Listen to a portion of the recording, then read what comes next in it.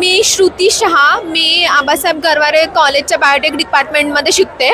मी soil friendly microbes म्हणजे जे मित्र जीवजंतू असतात मातीत त्याच्याबद्दल थोडंसं सांगते. त्यांचे जे बेनिफिट्स आहेत ते काय आहे ते सांगते. ते नायट्रोजन फिक्सेशन करतात, फॉस्फेट सॉल्युबलायझेशन करतात.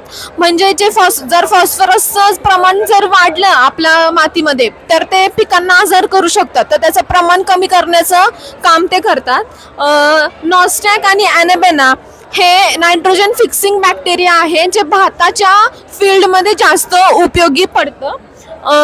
प्रोटोझोआ नावाचं जे बॅक्टेरिया आहे ते काय करतात, जे शेतात दुसरे हार्मफुल बॅक्टेरिया असतात त्यांना खातात आणि आपल्या मातीमध्ये आजार निर्माण करणाऱ्या बॅक्टेरियांचं प्रमाण कमी करतात. फंगाय म्हणजे जे फंगस किंवा बुरशी जे आपल्यासाठी उपयोगी असतात त्यांचं एक्झाम्पल म्हणजे मायकोरायझा, जे आपल्या रूट्सला जॉईंट होतं त्यांच्यासोबत असोसिएशन करून सरफेस एरिया वाढवतं आणि पिकांना न्यूट्रिएंट्स ॲब्झॉर्ब करण्यासाठी जास्त स्कोप देतं.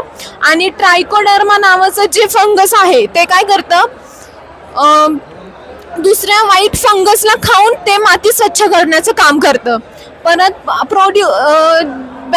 बॅक्टेरिया आहे ते काय करतं, ग्रोथ हॉर्मोन्स प्रोड्यूस करतं ज्याच्यामध्ये पिकांना ग्रो होण्यासाठी मदत करतं.